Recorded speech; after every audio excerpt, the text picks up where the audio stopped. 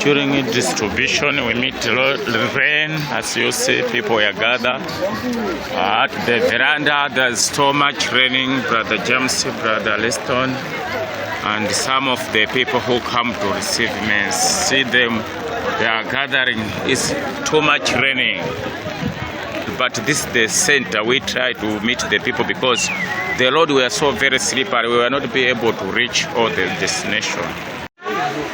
It's now raining, so it's very difficult to be gathered outside the ground. Instead, we do business in the warehouse where we pack the maize.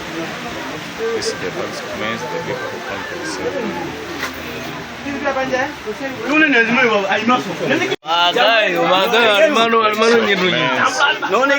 Back right here. Due to rain, so we are not reach the good destination we plan. Instead, we do this business, right? I mean, the distribution, right? Some